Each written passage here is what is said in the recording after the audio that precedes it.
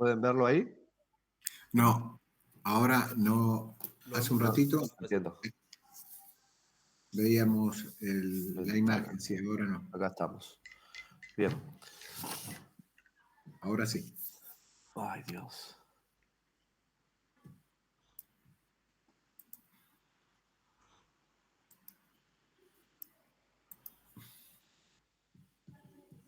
Qué interesante, no me permite pasar la pantalla. Qué cosa extraña.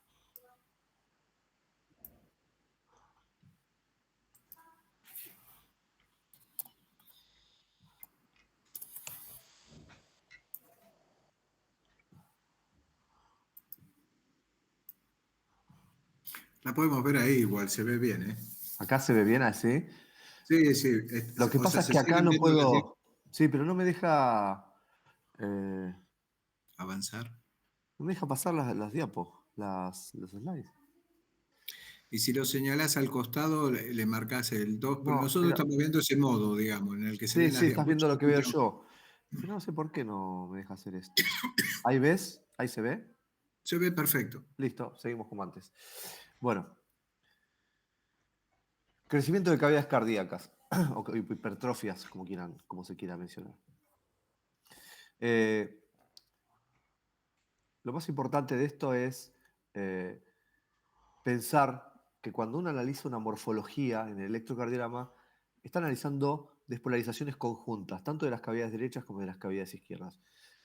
Para el caso de la aurícula, como habíamos visto, la aurícula se despolariza a través de la pared lateral, la pared posterior y el haz de Bachmann, y se despolariza primero la aurícula derecha, porque el nódulo sinusal está del lado derecho, indefectiblemente, y luego se despolariza la aurícula izquierda. Entonces, cuando uno analiza la onda P, y a partir de ahora, cada vez que vean la onda P, deberían ver lo que es lo que conforma la onda P, y es la primera parte formada por la aurícula derecha y la segunda parte por la aurícula izquierda. Todo esto en conjunto es la onda P. Esto lo voy a poner en este modo. Bien. Ya vimos que la onda P tiene su eje, que la onda P tiene su morfología y que la morfología de la onda P tiene características clínicas particulares. Eh, Fíjense que el primer componente es la aurícula derecha, el segundo componente es la aurícula izquierda. Entonces, cuando crezca la aurícula izquierda, va a aparecer una melladura, ¿sí? Que es donde termina o donde empieza, digamos, donde disminuyen los vectores de la aurícula derecha y empiezan a aparecer los vectores de la aurícula izquierda. En una P normal, la morfología no se puede individualizar, sobre todo en la cara inferior, pero en la cara inferior, cuando crece mucho la aurícula izquierda, esto empieza a tener un doble lomo, ¿sí? Cuando la P es más de 110 milisegundos, es donde ahí uno empieza a pensar que la aurícula izquierda empieza a crecer. ¿Y por qué la aurícula izquierda crece en duración? Y esto es porque crece no solo un poco hacia arriba, sino que empieza a tomar parte del componente de la aurícula derecha y crece hacia el segmento PR. Entonces, cuando uno quiere observar un desarrollo de la aurícula izquierda, tiene que pensar en que va a crecer muy poco en voltaje y va a crecer más en duración. Entonces la P va a ser mellada y va a durar un poco más cuando sea crecimiento exclusivo de la aurícula izquierda más que de la aurícula derecha. En B1, ¿cómo se va a expresar? Recuerden que B1, el primer componente es positivo. Ese componente positivo de B1 tiene que ver con la despolarización de la aurícula derecha y el componente negativo de B1 tiene que ver con la aurícula izquierda, que es la segunda parte. Entonces, si uno quiere saber si está creciendo la aurícula izquierda, tiene que mirar el componente negativo de B1. Si ese componente negativo es importante, ahí es donde uno empieza a pensar que la aurícula izquierda está creciendo. Hay algo que se llama índice de Macruz. Este índice de Macruz es una descripción clásica de los libros de electrocardiografía, que es la onda P sobre el segmento PR. ¿Qué es lo que decíamos antes? Cuando la onda aurícula izquierda crece, empieza a comerse parte del intervalo PR, empieza a ocupar parte del intervalo PR. Entonces, cuanto más grande sea la aurícula izquierda, más chico va a ser el intervalo PR, ese segmento PR. Entonces, si el segmento PR disminuye y aumenta la duración de la onda P, este valor cada vez va a ser más alto. Entonces se dice que si uno hace esta cuenta, cuanto sea más de 1,6, uno va a pensar que hay un crecimiento de la aurícula izquierda. Fíjense qué pasa cuando crece la aurícula derecha. Cuando crece la aurícula derecha, Ok, crece el claro. el primer componente. Entonces, el segmento PR, de alguna manera, empieza a prolongarse, pero no es que se prolonga, sino que los vectores aumentan el voltaje, entonces como aumentan el voltaje, la duración disminuye sutilmente. Entonces, cuando el índice de Macruz te da menos de 1, estamos hablando en general de que el segmento PR es un poco más largo y la duración de la onda P es un poco menor. Es como poner en números algo que uno cuando mira el electrocardiograma puede sospechar. Me parece que es un índice muy simpático, muy fisiológico y que de los libros clásicos de medicina, donde me parece que estas cosas que tienen hasta nombre propio lo hace un poco más elegante en el análisis electrocardiogáfico. Probablemente si uno va a los centros mañana donde trabajan y dicen, vamos a calcular el índice de Macruz, muchos van a preguntarse de qué están hablando y no los culpo porque no es algo muy común. Pero me parece que explica muy bien cómo es el comportamiento electrocardiográfico en términos numéricos de los crecimientos de las aurículas. Fíjense en este electrocardiograma donde hay un crecimiento de aurícula izquierda, decíamos que cuando crece la aurícula izquierda, crece en duración. La duración de la onda P es más de 120 milisegundos. Vamos a ver que las P empiezan a ser melladas. Fíjense particularmente acá en ABF hay un componente inicial y hay un lomo y un segundo componente. ¿Sí? Acá en ABR también se ve como un doble componente. Y fíjense como en B1, que la P siempre es positiva y negativa, fíjense que el componente negativo empieza a ser casi un poquito mayor que el componente positivo. Hay un predominio del componente negativo. Esto, si uno analiza el índice de Macruz y hace las cuentas pertinentes, lo que van a ver es que le va a dar como crecimiento de aurícula izquierda. ¿Qué pasa con la aurícula derecha? La aurícula derecha, a diferencia de la aurícula izquierda, crece hacia arriba, no crece hacia adelante, o sea, no crece en duración, sino lo que crece es hacia arriba. ¿Cómo son las ondas P? Son como la de ese electrocardiograma verde que les mostré el anteúltimo, que cuando lo vimos dije, esto es tremendo. Bueno, eso había unas expensas de crecimiento de la aurícula, creo que lo puse acá también. Crece en voltaje la onda P, ¿sí? Crece bien hacia arriba, tiene un voltaje de más de 25 milímetros, o sea, 2,5 milímetros. 25 milivoltios y tiene una duración en general normal. El componente más menos en la derivación B1 es a expensas del primer componente, donde el componente este positivo tiene que medir más de 1,5 milímetros. El vector de la onda P, esto también son descripciones electrocardiográficas de los vectores y el eje de la onda P, donde se habla de si la P es más en derivación de 3 que de 1 y demás, uno puede inferir si son cardiopatías congénitas y demás. En la era actual de los ecodoppler, esto ha quedado un poco como anecdótico, pero sepan que el análisis electrocardiográfico puede llegar a niveles donde uno puede inferir cosas. No se hace actualmente, pero se los quise poner para que darle un poquito de importancia a mirar un poco más la onda P, sobre todo en las cardiopatías congénitas, donde uno puede ponerse un poquito más fino de qué está pasando en las distintas cavidades. Entonces, a modo de resumen, en la cara inferior, que sea más de 2,5 milímetros, en milivoltios me refiero, ¿sí? Y en la derivación B1 que mida más de 1,5. ¿Sí? Estos son signos que por ahí en muchas residencias se mencionan porque también tienen nombre propio y forman parte de la electrocardiografía clásica, de la bella electrocardiografía clásica, por decirlo. Y tienen que ver con la rotación del crecimiento de las cabezas y la rotación del corazón, que son signos indirectos de crecimientos de la aurícula derecha. Esto es, cuando uno observa una onda Q en B1, a veces la gran dilatación de la aurícula derecha en las cardiopatías congénitas, por ejemplo la enfermedad de Epstein, puede generar unas ondas Q en B1 sin que eso tenga que ver con el QRS, es decir, con el ventrículo. ¿Sí? Tiene que ver con el QRS, pero no tiene que ver con el ventrículo, sino que es una rotación horaria y el primer vector, que como veíamos antes, iba hacia de izquierda a derecha, como crece mucho la aurícula derecha, ocupa parte de ese lugar, entonces el primer vector que iba de izquierda a derecha, ahora no va más de izquierda a derecha, ¿sí? Sino que se está alejando de la derivación B1 porque ese espacio lo está ocupando la aurícula. Y en ese caso se dibuja como una onda Q en B1 y es un signo indirecto, que es el signo de Sodi Payares. ¿Sí? Y otro dato también, que es el de signo de Peñalosa Tranchesi, es el bajo voltaje en B1, tipo un resalto. B1 bajo voltaje, B2 tiene alto voltaje, es un poco lo mismo. Esto es porque al crecer mucho la aurícula derecha ocupa en alguna medida el espacio que ocupaba B1, pero el vector B2 ve todo el voltaje del ventrículo derecho junto y por lo tanto se dibuja de esa manera, ¿sí? Y a veces puede dar complejos RS, R', ¿sí? Con la R, la segunda R un poquito más grande. Son signos indirectos, pero son cosas de la electrocardiografía más clásica que hay. Estos son casos muy paradigmáticos. Fíjense cómo la amplitud de la onda P mide 2,5 milímetros, ¿sí? O sea, estamos hablando de amplitud acá, no de duración. Amplitud. A veces se habla en voltios, cuando uno habla de amplitud debería hablar de voltios, pero cuando uno habla de voltios, en realidad no sabe si hablar de voltios, de milivoltios. Entonces, en general, en la electrocardiografía actual se habla de milímetros, tanto en duración del QRS como en voltaje, ¿sí? Entonces, y no se habla más en segundos, sino que se habla en milisegundos, ¿sí? Es un poco, nos evitamos de poner la coma. Entonces, en este caso, fíjense cómo esta onda P mide en las derivaciones inferiores más de 2,5, y fíjense que acá en B1 tenemos todos los chiches juntos. Tenemos 2 milímetros de voltaje, ¿sí? Y fíjense cómo tiene la Q en 1 y tiene el segundo componente, tiene un resalto, poco voltaje en 1, mucho voltaje en B2, y no, este no tiene el R' en B1, pero es como que tenemos casi todos los signos de crecimiento auricular derecho. No son cosas comunes de ver estas.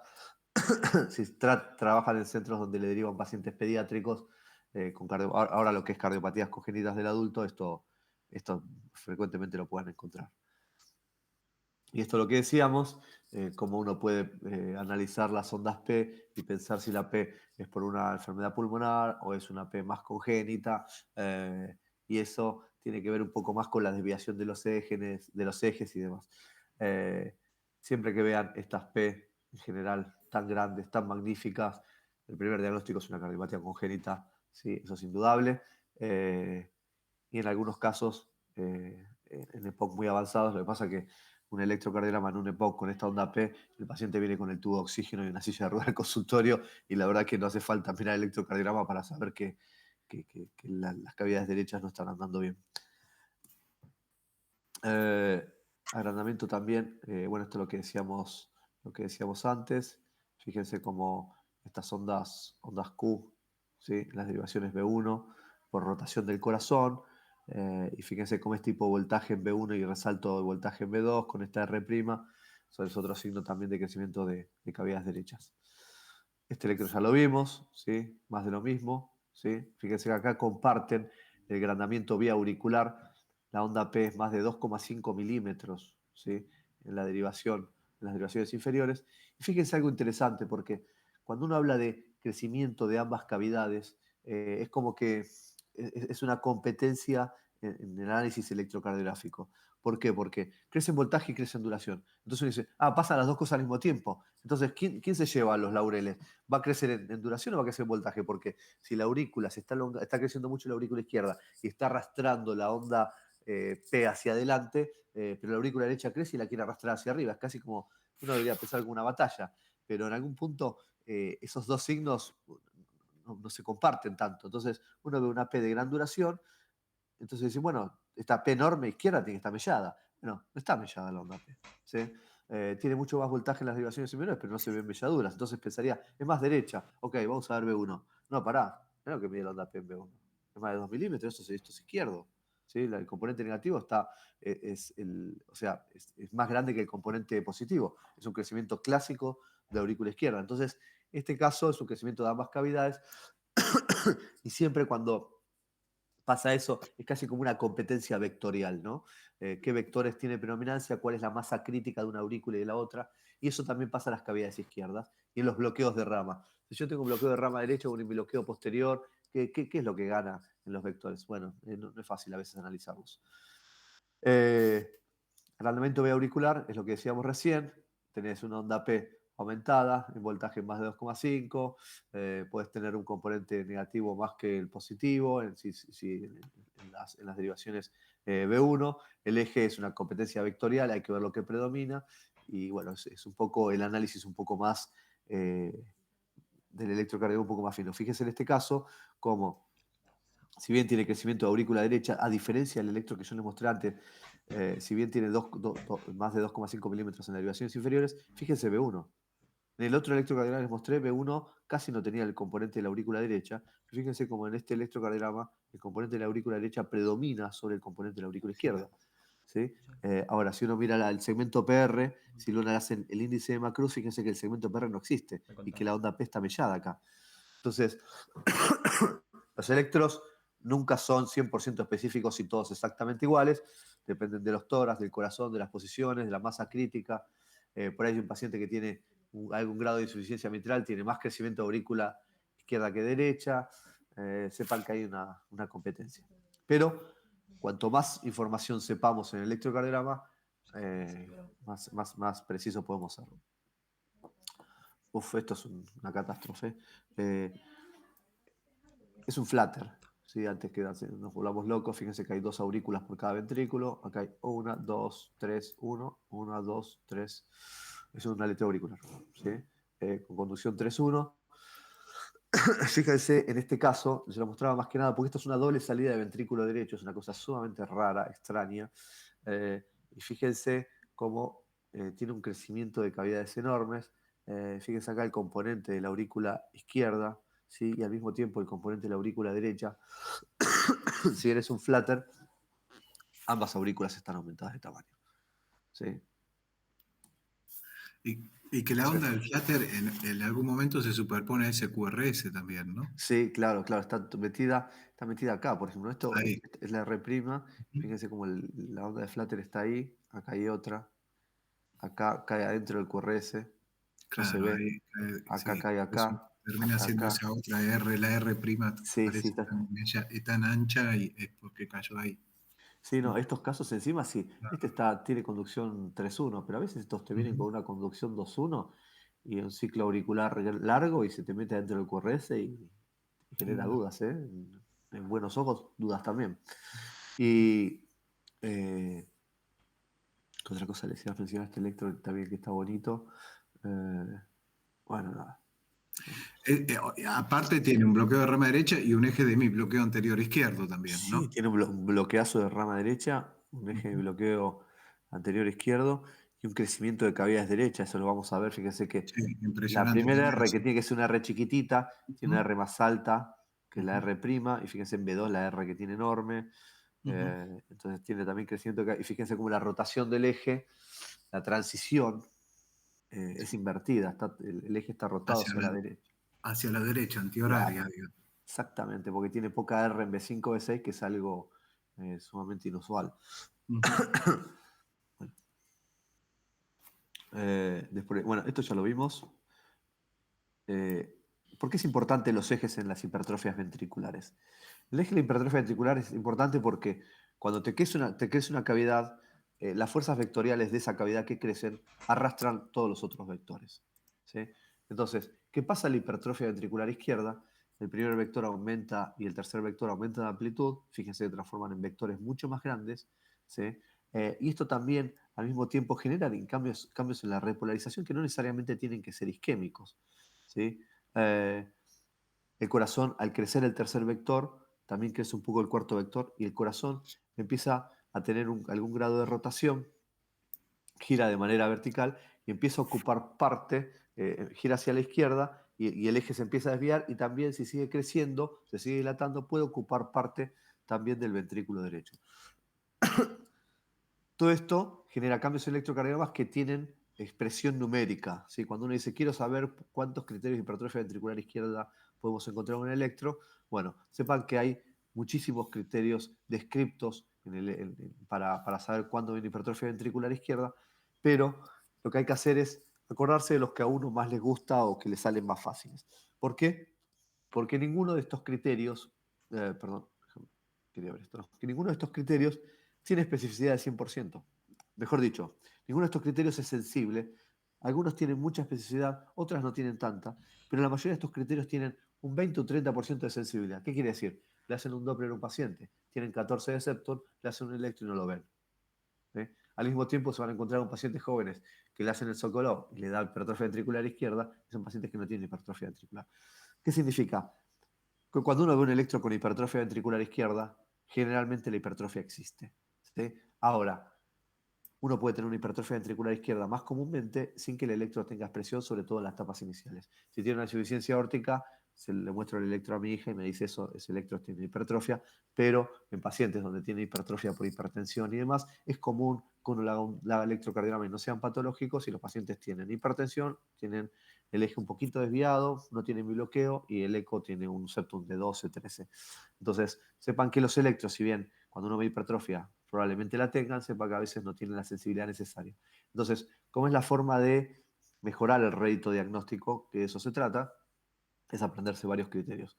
Si ustedes me preguntan a mí, cada vez que veo los criterios miro y me quedo con 2 o 3 y los que más comúnmente uno usa y los que resultan más fáciles son válidos. ¿Se tiene uno que aprender todos? Sería genial. Después a mí me pasa el tiempo, información, uno empieza a tomar más información de otras cosas y va relegando, pero sepa que cuanto más criterios manejen, más rédito van a tener. Los clásicos, me parece, acá yo anoté los que por ahí yo como más comúnmente uso, son los más sensibles, no los más sensibles, los más fáciles de aprenderse. Uno mira 2, 3 derivaciones y ya la ve. El índice Sokolov, eso lo saben todos, es la S en B1, B2 y la R en B5, B6, más de 35. Sepan que cuando empiezan a considerar otras derivaciones, como B2 y B5, el criterio empieza a ser un poquito más sensible, pero empieza a ser un poquito menos específico. Pero es el criterio más clásico que todos conocemos. Y después yo anoté estos 3 que me parecen son súper fáciles, porque miramos la R en ABL y tiene que medir más de 11, o si tiene mi bloqueo más de 13, la R en la cara inferior en ABF más de 20, y en B5 E6 más de 26, que son los criterios por ahí más sencillos de ver.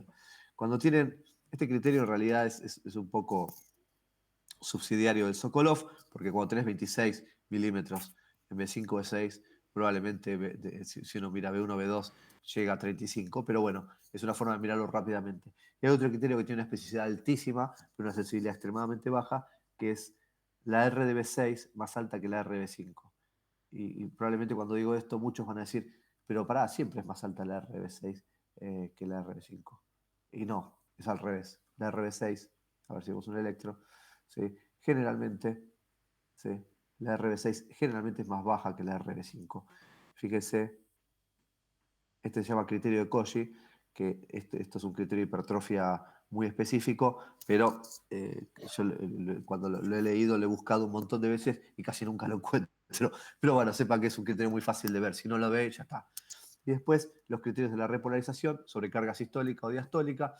Esto tiene que ver con un infradesnivel del ST, modesto, en las caras laterales básicamente. Y después la deflexión intrínsecoide, nadie la usa, está en todos los libros y en muchas guías, no se suele usar mucho. Entonces vamos a recordar estos. 11-13 en ABL, 20 en ABF y en B5, B6, 26. Vamos. ¿Quieren complejizar un poco más las cosas? Pueden acordarse estos criterios que por ahí los tienen en las aplicaciones, medir las R's en B1, B3 más de 30, en B5, B6. Fíjense que esto tiene que ver también con el Sokolov, es otra forma de medirlo. Después estos son criterios más antiguos, si está notando digital o no, y usar parámetros indirectos como el crecimiento de la aurícula izquierda, el eje desviado hacia la izquierda, la deflexión intrínsecoide y la duración de QRS y la deflexión intrínsecoide. Entonces uno suma puntos, toma todos los criterios y ahí empieza a tener algo un poco más armado. Es un poco lo que les decía, sumen más criterios, van a tener más rédito diagnóstico. Y aquí vamos. Fíjense, por ejemplo, en este electrocardiograma, vamos a tomar los criterios que habíamos dicho. La R en ABL, si tiene este criterio ya tiene hipertrofia ventricular izquierda, ¿sí? Son criterios que tienen bastante eficacia, aunque no son sensibles, pero fíjense que tenemos este criterio, pero en ABF no tenemos el criterio de 26, tampoco tenemos el criterio de B6. Si le sacamos el Sokolov probablemente le da y tiene signos de sobrecarga que se expresan como esta onda, este ST un poquito abajo con las ondas T negativas en la cara lateral, en D1 y ABL. ¿Ok? Entonces, fíjense como en un electrocardiograma donde se lo mostramos a cualquiera y sabe que tiene una hipertrofia sin hacer ninguna cuenta, fíjense cómo hay criterios que nos empiezan a faltar. Fíjense aquí, miren a Vélez. Dice, vamos a ver a Vélez, que acá funcionó tan fácil. Agarramos este electro, donde también uno lo puede ver y decir, bueno, lo miro a simple vista las precursores y sé que tiene hipertrofia, pero en este caso el criterio de Abel no me funciona, pero bueno, me funciona el criterio de ABF que tiene más de 26. 26 son 3 cuadraditos, ¿no? un poquito más de 3 cuadraditos, este tiene ese. Y después El Sokolov el Sokolov y lo el de, recontrada y el y de el de Cauchy más de 26.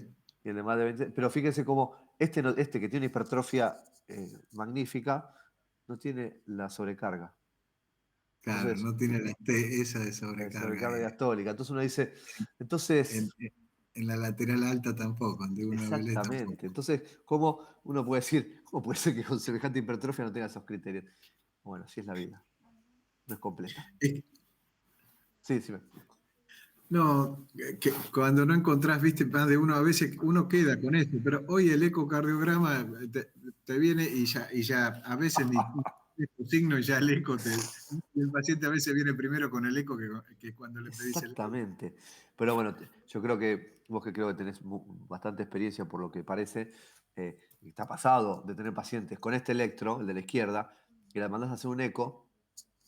A veces lo mandás a hacer en eco, y en lugares donde hacen eco ni miran los electros, no los culpo, porque están haciendo, trabajan de hacer imágenes, y hacen eco, eco, eco, eco, y vos te vuelven con un eco normal, y vos tenés este electrocardiograma, y te paso a decir, bueno, ok, le pido una resonancia, y después te vienen con una miocardiopatía hipertrófica. Entonces, Totalmente, sí. Ahí es donde desconfías del informe, digamos. ahí es donde Totalmente. decís, y probablemente ha pasado, no es lo más común, pero de recibir ecos de gente muy experimentada que, que vas y que hasta tenés confianza y le decís, che, mirá, y te lo miran de vuelta y decís, ah, puede ser, no me da, no sé si será la punta, no veo bien la punta. Entonces, como todo en medicina, no todo dolor de pecho es infarto y no todo paciente que no le duele el pecho puede, o sea, no tiene ningún infarto. O sea, ambas cosas pueden existir, el infarto con dolor de pecho y también existe el infarto sin dolor de pecho. Entonces, es sumar, me parece. Si uno tiene mucha información y tiene información específica y tiene un electrocardiograma, que es una herramienta que tiene más de 100 años y la usamos como primera herramienta para tomar decisiones, si uno la analiza bien, tiene gran calidad, por lo menos la práctica inicial. Este electro, hipertrofias magníficas, lamento que no esté en la línea, no sé por qué no está, no se ve o está mal almacenado. Pero fíjense acá, el criterio de Abel no existe, el eje no está desviado a la izquierda, está desviado, me atrevería a decir, más a la derecha que a la izquierda. Bueno, la hipertrofia. Tiene sobrecarga en todas las derivaciones, dirían, acá laterales. Tiene el criterio de Sokolov seguro, tiene ABF también. Y fíjense cómo ese criterio de que yo le decía B6 tiene más R que B5, eso es un criterio de hipertrofia, quiere decir que en este caso no lo cumple, pero bueno, algunos criterios suman. Fíjense que no tiene crecimiento de aurícula izquierda como signo indirecto tampoco. Este era un Fabry. Son miocardiopatía hipertróficas que tienen septum mucho más groseros que las hipertróficas y son enfermedades progresivas. Pero con electros, que si alguien con este electro me dice que tiene un eco normal, se lo repito, ¿no? Hipertrofia ventricular derecha, hipertrofia ventricular derecha, así como acá nos estábamos enfocando en B5, B6, en todas las derivaciones izquierdas, las derivaciones inferiores porque el segundo y el tercer vector van hacia abajo, entonces miramos más la cara inferior. Cuando analizamos las derivaciones, las cavidades derechas, miramos más la derivación B1 y ahí está todo el misterio, y analizamos más la desviación del eje hacia la derecha, ¿sí? Entonces, cuando pasa esto, básicamente miramos esto en B1 donde el RS tenga que ser mayor a 1, ¿sí? Y analizar si tiene eje desviado o no. Eh, y de alguna manera uno puede inferir electrocardiografía clásica. ¿De qué se trata? Ahora le hacemos como dijo Darío, los pacientes vienen con el eco Doppler, por suerte, y nosotros le pedimos una resonancia o una angiotensia a lo sumo, pero antes con el electrocardiograma y con el examen físico tenían que inferir un poco qué estaba pasando. Eh, Actualmente, por suerte, no es necesario hacer todo esto, pero les mostraba esto para que vean que la característica entre criterios de hipertrofia ventricular derecha, que es el RS mayor a 1 y la desviación del eje, entre esas cosas tenían que abrir un universo de criterios diagnósticos. Lo mismo que en las hipertróficas izquierdas, fíjense que la especificidad de los criterios es buena, la sensibilidad apesta, es mala. Fíjense que el RS en B1 lo vemos solo en el 6% de los pacientes, la R mayor a 7, la S menor que 2, esto es una desglose del RS mayor a 1. El componente R grande, que lo vimos en ese electro con doble salida con aleteo, que tenía el R grande en B1, una S profunda y una R' también grande, con el R' mayor a 10. Y después los criterios B5, B6. Si crecen las cavidades derechas, las R en las cavidades izquierdas bajan porque se produce una rotación del corazón. Entonces, miramos B5, B6, tienen que tener Rs pequeñas y S más profundas, y esto tiene que ver con que las fuerzas vectoriales predominantes son las del cuarto vector, que empujan todo el ventrículo, la del primer y la del cuarto vector. Entonces, más o menos analizando eso, yo les diría RS mayor a 1, tenemos un criterio. Recuerden, son todos muy específicos, con encontrar uno estamos bien. Pueden mirar la R en B1 y la S que sea pequeña, y si no, nos vamos a B5, B6 y vemos que la RS sea menor a 1 con una R menos de 5. Veamos algo. Uno ya mira este electrocardiograma y ya debe llamarle la atención el eje desviado a la derecha. Miramos D1, ¿sí? Y miramos, no tenemos ABF, podemos mirar D3. Miramos D1, es negativo, significa que está del lado derecho del lado derecho si lo miran de frente del triángulo del lado izquierdo. Y si miramos D3, es positiva, está, perdón, de la izquierda hacia la derecha, un eje desviado hacia la derecha. Vamos a las derivaciones precordiales, que es siempre en las cavidades derechas, en los crecimientos de cavidades derechas vemos las precordiales derechas, que es de 1, B2, B3. Fíjense que la R es mayor a 7, ¿sí? Tiene más R que S. Y fíjense que en este caso también tiene una R menor de 5 en B6. ¿Sí? Vamos a otro electro, fíjense en este electro de 2, de 3 ABF, no hay mucha desviación del eje. Fíjense, RS mayor a 1 en B1, ¿sí? Y este tiene criterio de sobrecarga de cavidades derechas. Ve que tiene T negativas de 1 a B3. En este caso tenemos, no tenemos el RS mayor a 1, no tenemos la R mayor a 7, pero tenemos una R menor de 5 en B6, que es el único criterio de este electrocardiograma que nos haga pensar que pueda tener un crecimiento de cavidades derechas. Pero fíjense cómo... Y con esa S, perdón, que pesa Sí. un poquito más que esa R chiquita, ¿no? Eso, Sería una RS, exactamente. digamos, ahí que te está. Que la verdad es que si a mí me dando. tiran, yo les voy a confesar, si a mí me tiran este electrocardiograma un lunes a la mañana, yo digo, qué raro, está rotado el eje o tiene, no sé, una progresión tardía de la CR, pero no mucho más. Pero la verdad es que, por supuesto, uno ve esto y le hace un Doppler al paciente. Lo que no quiero que pase es que uno mira este electro y dice, no, no es nada. No. Uno mira este electro, ante la duda, sí, esto no es normal. Esto a mí no me gusta, esto no es normal. Aparte, hay algo, digo, ¿no? Leonardo, por ahí, Sí. a la vista, porque todos estos criterios por ahí con el tiempo después te los olvidas el numerito, Siempre. pero a la vista ya te va quedando los patrones. Digo, acá también tenés una S melladita en B6 y en D1, o sea, en la lateral izquierda, por así decir, B6 exacto. y D1, es Muy una bien. S más empastadita, que tarda más tiempo, digamos, ¿no? Es bueno ese punto, sí, no lo había visto. Y ese es un patroncito que te da la pauta esta La R' en unos años va a tener su R', digamos. Sí, o esa S que se va a ir abriendo cada vez más, digamos, para llegar al punto J, ¿no? Es la elongación de la última Como que activación del BD. visualmente, hoy si me decís por ahí los números, no me acuerdo mucho, pero sí, los patrones como que una vez que los empezás a mirar y los fijás, te es más, no sé si es más fácil, digo, pero para recordar también, pues son muchos números, ¿no? No, es tremendo, y les confieso que cada vez que miro miro algún número y digo, este no me lo acordaba. Y a veces me pasa que reviso los libros por alguna Otra Ateneo, vez, por algo, claro. y me aparecen 2, 3 criterios, y digo, me gusta, y después me lo vuelvo a olvidar. Pero lo que... Vas haciendo el ojo, me parece, una vez Exactamente. como que haces el aprendizaje y después te ayuda mucho el ojo también de las imágenes, ¿no? Exactamente. Y cuando uno agarra un electro, tiene una tener algo, repasar esas cosas que uno dice, esto tiene hipertrofia. Sí. Repasarlos y te vas a encontrar siempre con algo simpático. Pero Ujú. conceptualmente no todos los criterios, recuerden este punto que me parece más importante, los criterios no son sensibles. Entonces, si ustedes se van a aprender 2, están afuera del partido. No van a diagnosticar hipertrofias de nada. Si se aprenden 3, 4, van a tener más chances. A veces, como dice Darío, no es fácil aprenderse los números.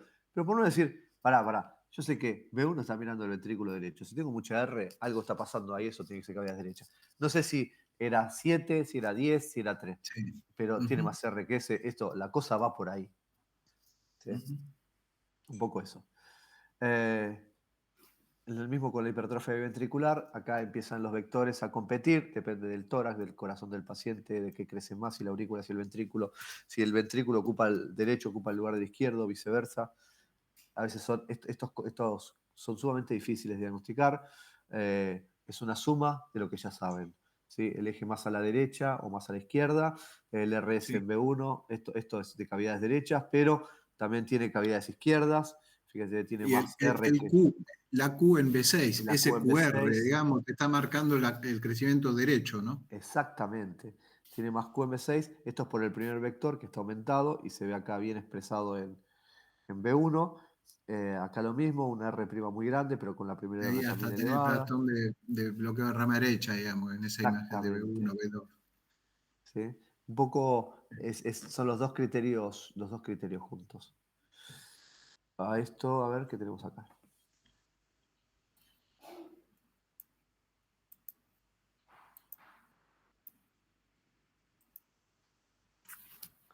Bien.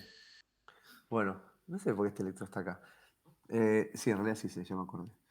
Esto es un aleteo auricular, ¿de acuerdo? No Ujú. miremos la onda P. Sí, ¿Cómo sabemos que es un una flutter? Si yo pudiera taparle las R, se darían cuenta que esto es una onda de serrucho. Onda Ujú, negativa, positiva, negativa, positiva, negativa, positiva, negativa, positiva. Es una onda sinusoidal. ¿Ok? ujú. Y la Pasa que como- frecuencia 150 por minuto, cerca de eso, ¿no? sí, sí. Lo que pasa es que la 120. frecuencia cardíaca para el flutter es apostar a diagnosticar un flutter Ujú, infiriendo la frecuencia cardíaca ujú. puede resultar, porque depende de la fibrosis. Yo te muestro un flutter en un Epstein y la aurícula es enorme y la vuelta tarda en darla 40 milisegundos más, va a tener un flutter a 300 de ciclo, o por ahí es una FA con flecainida que ahora tiene un flutter. La flecainida homogeniza los primeros refractarios y tienes un flutter en vez de 240, tienes un flutter. Y a veces tenés flutter típico que tiene un ciclo de 200. Entonces, Ujú. la frecuencia a veces es un parámetro muy débil, por decirlo de alguna manera. Pero bueno, si uno mira, El tiene un eje flutter. viene, El eje está el desviado a la eje viene derecha. abajo, está casi en Bien, 120, ¿no? bien, perfecto. El Yo eje creo a la que. derecha, Bien. perdón. No, no, seguí, Darío, porque la tenés ahí. Era eso. Patrón R chiquita o Q, R en B1, Exacto. también ahí tenés un parámetro, digamos, ¿no? Sí. Esta era una paciente con un faloto operada que tenía un aleteo atípico. Tenía Mira. crecimiento de cavidades derechas, crecimiento de una aurícula derecha enorme. Esta Q inicial es el signo de Soy Payares, ¿sí? Ujú. Una R'. Bueno, pero bueno, nada. El eje desviado a la derecha y este parámetro indirecto de crecimiento de aurícula derecha con la Q en 1 es lo que uno debe hacerlo inferir. Ok, tengo un aleteo, pero con un eje desviado a la derecha, pues eso no es como que algo te desvíe de derecha a la derecha. ¿Y qué tengo? Vamos a ver B1, porque si estamos pensando que algo está pasando, tenés un bloqueo posterior y que no está pasando, ¿por qué tengo? Entonces miramos B1, que son cavidades derechas. Y en B1 te encontrás con una Q inicial, ya te acordás de que eso puede ser algo, y esta R que no te gusta. Bueno, algo está pasando en esas cavidades derechas, examen físico, lo que vos quieras, Doppler, rayos, lo que se te ocurra, pero por lo menos ya ahí tenés el puntapié inicial que hay algo que pasa en medicina con los cardiólogos que es, te vienen y te dicen, te cuentan una historia enorme y te muestran un electro. Entonces vos, y como si ahí estuviera todo, como si fuéramos electrocardiógrafos, ¿no? Y de alguna manera es súper interesante esto porque es verdad que con el electro, digamos, es como auscultar un corazón y decir qué válvulas están enfermas. Eso ya casi médicos como esos no quedan, pero es súper, súper interesante. Entonces, que te muestren un electro, son estas rayitas que el 99% de la medicina de los médicos no conoce. Cuando uno tiene herramientas y las sabe usar, creo que tiene un plus. Bueno, nada, el electro me parece lo más lindo de la cardiología. Es música, es leer música. Es leer música, mira qué bueno, me encantó. No, es buenísimo. Y aparte, te trae un electro, a veces les va a pasar, trae un electro y todos miran algo y les miras, pero no, acá. Yo te digo que me pasan los Ateneos, me pasa acá, me muestran unas trasístoles y no, porque tal cosa. Bueno, pará, porque esas trasístoles está saliendo del músculo papilar posterior. ¿No sé si tuvo un infarto posterior, tiene un prolapso de válvula mitral? Ah, y viste, ya te miran como si fueras un crack. En realidad no sos un crack, sos igual que ellos hacen magia con el Doppler, nosotros con el electro. Pero es súper así como hasta que genera un desafío hasta con los colegas que entretiene de alguna manera, yo qué sé.